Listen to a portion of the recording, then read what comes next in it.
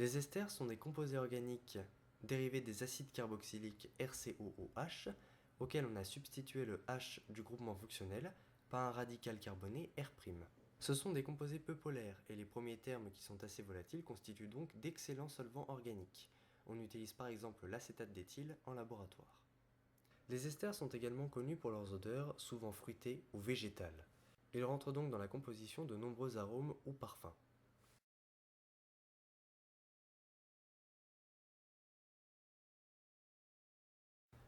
Une des réactions les plus communes est la réaction d'hydrolyse de l'ester, qui reforme l'acide carboxylique et l'alcool, desquels il dérive. Cette hydrolyse peut être menée en milieu acide, tout comme en milieu basique. Opérer en milieu basique peut s'avérer très avantageux car cela permet de fixer l'acide carboxylique sous la forme d'ion carboxylate qui ne réagit pas avec l'alcool en reformant l'ester. La réaction n'est alors plus équilibrée, elle est totale, on parle de saponification. Les esters réagissent également avec les amines pour former des amides. De façon tout à fait analogue, l'ammoniac réagit avec les esters pour former des amides primaires. Au cours de ces réactions, il se forme également un alcool. Enfin, il faut noter qu'un ester peut réagir avec un alcool dans une réaction d'équilibre pour former un autre ester et un autre alcool. On parle d'une réaction de transestérification.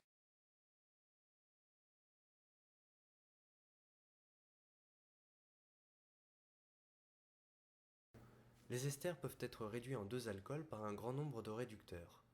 Pour ne citer que les réducteurs les plus communs, le dihydrogène peut réagir en présence de chromite de cuivre à haute pression et à haute température sur les esters pour former deux alcools, mais la réaction n'est réservée qu'à un usage industriel. En laboratoire, pour réduire un ester en alcool, on préfère plutôt utiliser le tétrahydruroaluminate de lithium, puis faire une hydrolyse acide. On peut également utiliser du sodium en milieu alcoolique, c'est la réaction de Bouveau et Blanc, qui présente l'avantage d'être très peu coûteuse. D'autres réducteurs plus doux, comme le dibal, peuvent réduire les esters en aldéhydes. Il faut néanmoins opérer à basse température pour éviter une réduction trop poussée qui nous conduirait au stade de l'alcool. Pour résumer, en réduisant un ester par LiALH4, on obtient deux alcools, et par le dibal à basse température, on obtient un aldéhyde. Certaines réactions organométalliques modifient la chaîne carbonée.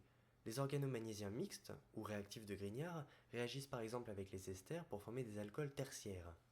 Lorsqu'on traite un ester par le sodium dans un solvant aprotique comme le toluène, on observe le couplage des radicaux intermédiaires. L'absence de solvant protique ne permet pas la réaction de Bouveau et Blanc, et on obtient alors un énolate. En traitant cet énolate par un acide, comme l'acide acétique, on obtient un énol. Et l'énol se tautomérise en alpha-hydroxycétone ou alcinoïde.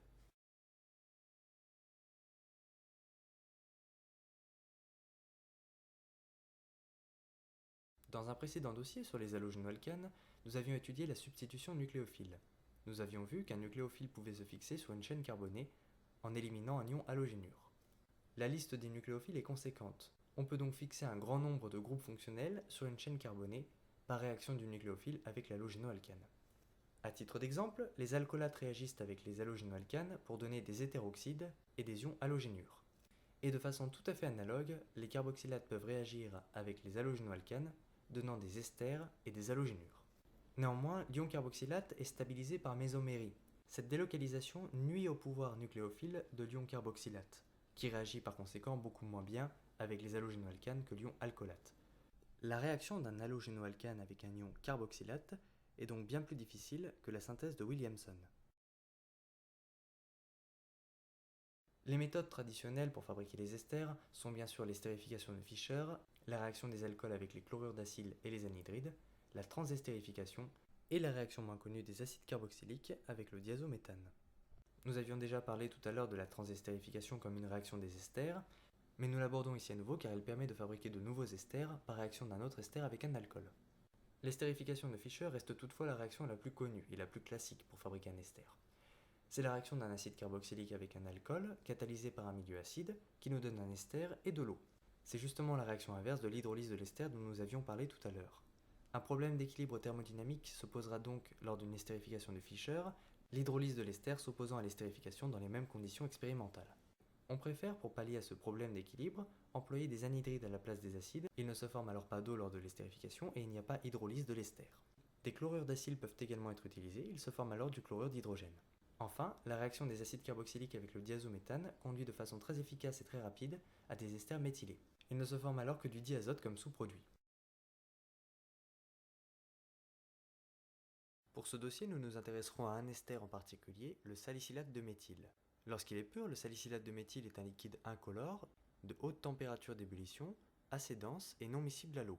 Il possède une odeur végétale et caractéristique. Cet ester est naturellement présent dans la Gualtérée couchée, dont on extrait l'huile de wintergreen. Les extraits de cette plante ou le salicylate de méthyle sont souvent utilisés comme antidouleur naturel ou anti-inflammatoire. Il existe ainsi de nombreux médicaments ou pommades dérivés du salicylate de méthyle. Enfin, comme beaucoup d'esters, l'odeur et l'arôme prononcé du salicylate de méthyle en font un produit intéressant pour la fabrication de certaines sucreries comme ces bonbons, les Life Savers, qui sont connus pour leur propriété de triboluminescence. Lorsque ces bonbons sont écrasés, cassés, rompus, par exemple sous le choc d'un marteau, une étrange et éphémère lueur bleue peut parfois être observée. Ce phénomène est dû à la présence de deux espèces dans le bonbon. Le sucre, ou saccharose bien évidemment présent dans le bonbon, possède la dite propriété de triboluminescence. Lorsque des cristaux de sucre sont rompus, la recombinaison des charges inégalement réparties lors de la rupture aboutit à un phénomène d'excitation des électrons dont le retour à l'état fondamental se fait par transition électronique et donc par émission d'un photon. Il existait jusqu'à maintenant peu de bonnes photos du phénomène car la triboluminescence du sucre est très brève et très peu intense. Néanmoins, un excellent cliché a récemment fait surface sur internet, il s'agit de la photo d'un carré de sucre dans l'obscurité impacté par une balle. On observe ici très bien le phénomène de luminescence bleue des cristaux de saccharose autour de la balle. La même expérience a également été tentée en imbibant le sucre d'un peu d'huile de wintergreen. La présence du salicylate de méthyle sur le saccharose semble très nettement amplifier le phénomène lumineux. En effet, l'énergie lumineuse émise par la triboluminescence du sucre se fait majoritairement dans le domaine ultraviolet que nous ne percevons pas à l'œil nu. Or, le salicylate de méthyle est un composé fluorescent. Le salicylate de méthyle est donc capable d'absorber un photon de lumière ultraviolette, ce qui provoque une excitation électronique, mais le retour à l'état fondamental se fait en deux étapes. L'électron va en un premier temps évacuer une partie de l'énergie sous forme vibrationnelle, puis retourner à l'état fondamental par une transition électronique, émettant alors un photon d'énergie moins importante que le photon initial, d'où un décalage de la longueur d'onde vers le rouge. Grâce au salicylate de méthyle, le phénomène de triboluminescence devient bien plus observable dans le domaine visible. Pour clore cette parenthèse sur le phénomène de triboluminescence dont j'avais très envie de parler depuis un bout de temps, nous noterons que certains minéraux ou colles présents dans certains rouleaux de scotch possèdent également cette propriété particulière de triboluminescence. Lorsque certains rouleaux de scotch sont déroulés, une bande de lumière bleue apparaît parfois là où la colle subit un travail mécanique. Le phénomène dure alors aussi longtemps que le scotch est déroulé, ce qui le rend beaucoup plus facile à observer à l'œil nu. Bien, parlons maintenant de la synthèse de cet ester. Le salicylate de méthyle peut être bien évidemment synthétisé par une estérification de Fischer, faisant intervenir l'acide salicylique et le méthanol. L'acide sulfurique constitue un bon catalyseur, et c'est d'ailleurs comme ça que nous le fabriquerons. Nous aurons néanmoins besoin pour cette synthèse d'un peu d'acide salicylique que nous pourrons extraire de l'un de ces esters, l'aspirine ou acide acétylsalicylique. L'hydrolyse de l'aspirine nous donnera de l'acide acétique et salicylique, et la réaction de l'acide salicylique avec le méthanol catalysé par l'acide sulfurique nous donnera le produit voulu, le salicylate de méthyle. En un premier temps, nous allons conduire une saponification de l'acide acétylsalicylique. Nous obtiendrons alors du salicylate de sodium et de l'acétate de sodium. Nous n'aurons alors plus qu'à acidifier le milieu pour protoner l'ion salicylate et faire précipiter l'acide salicylique. Pour résumer, nous allons simplement procéder à une hydrolyse basique de l'aspirine avant de réacidifier le milieu. Commençons par piler nos 20 cachets de 500 mg d'aspirine dans un mortier et pesons 10 g d'hydroxyde de sodium, soit un léger excès de soude. Dans un bicol surmonté d'un réfrigérant, introduisons nos poudres, les cachets d'aspirine broyés, c'est-à-dire l'acide acétylsalicylique et les excipients, et nos 10 g de soude. Rinçons la verrie à l'eau distillée et introduisons le liquide dans le dispositif. Mettons en marche les circuits de réfrigération.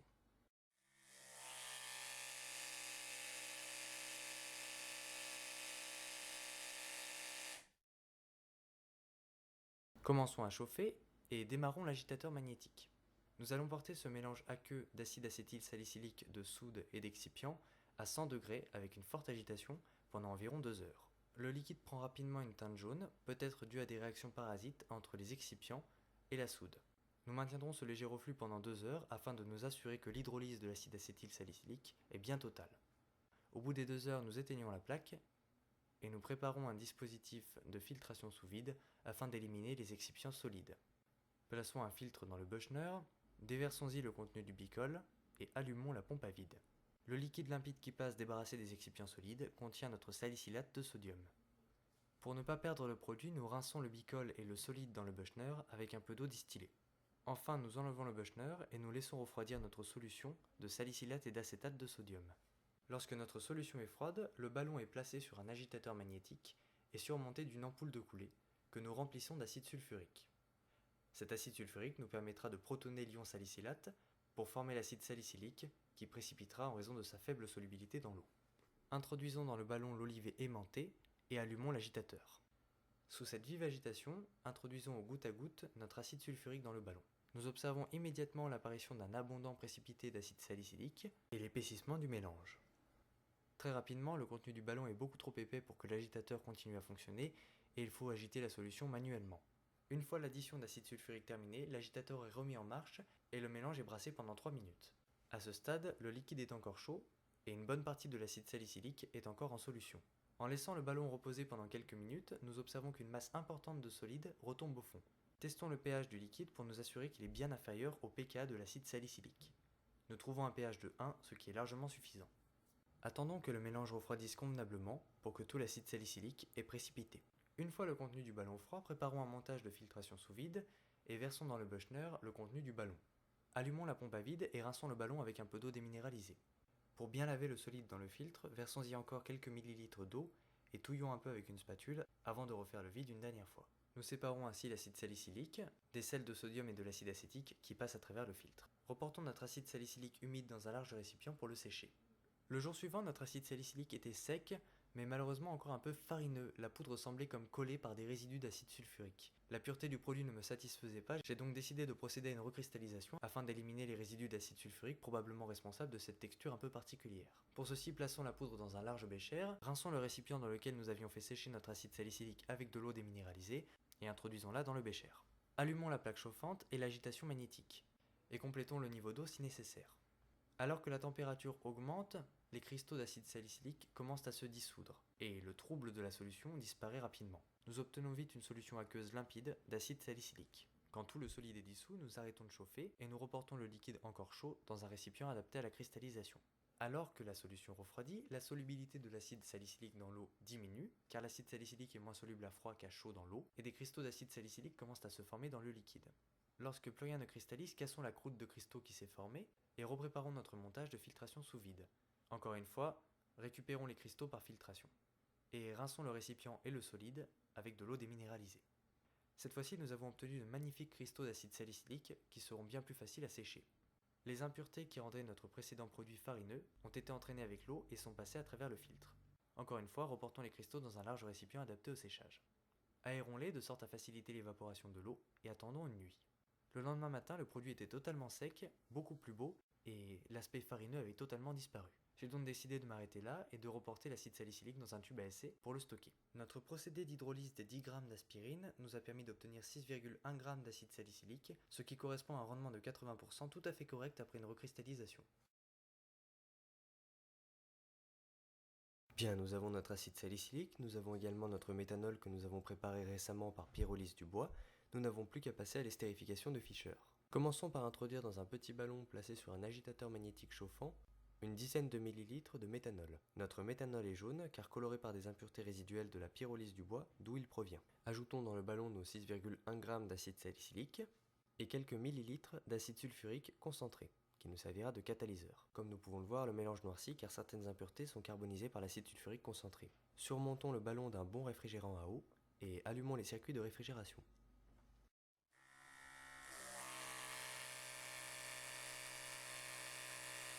Allumons la plaque chauffante et l'agitateur magnétique et portons le mélange à ébullition. Nous instaurons un léger reflux que nous allons maintenir pendant à peu près 2 heures. Pour cette étape, il est fondamental d'avoir un excellent réfrigérant car les vapeurs de méthanol que nous voyons ici se condenser et retomber dans le ballon sont hautement toxiques et nous voulons à tout prix éviter qu'elles s'échappent. Si l'on coupe l'agitation, on observe que le liquide n'est porté qu'à une douce ébullition, ce qui est très bien. Il est inutile de chauffer plus fortement, la température étant fixée à 64,7 degrés Celsius, température d'ébullition du méthanol. Remettons en marche l'agitation et laissons la réaction se poursuivre pendant 2 heures. Au bout de 2 heures, arrêtons la plaque et laissons refroidir le mélange. Une fois le mélange bien froid, le risque lié aux vapeurs de méthanol est réduit et nous pouvons retirer le réfrigérant pour le remplacer par un bouchon. Nous préparons un dispositif simple de décantation et nous introduisons notre précédent mélange réactionnel dans une large ampoule à décanter. Le petit ballon est rincé avec de l'eau et cette eau est introduite dans l'ampoule. L'ampoule est fermée et agitée. En laissant le liquide reposer, nous voyons qu'il se décante en 2 phases. Récupérons la phase organique plus dense au fond de l'ampoule qui contient notre salicylate de méthyle. Une fois l'ampoule vidée de la phase aqueuse, nous replaçons la phase organique à l'intérieur. Une fois de plus, nous introduisons de l'eau dans l'ampoule à décanter, nous fermons et nous agitons énergiquement en dégazant fréquemment pour bien laver la phase organique de l'alcool méthylique et d'une partie de l'acidité résiduelle.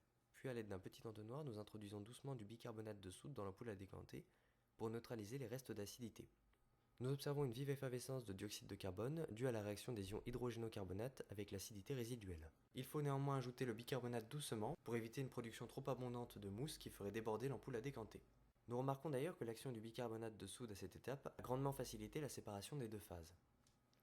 Lorsque l'ajout du bicarbonate de soude ne génère plus de vive effervescence, nous laissons le liquide se reposer. À ce stade, nous avons eu la chance d'observer de magnifiques effets de convection de la phase organique dans l'ampoule à décanter.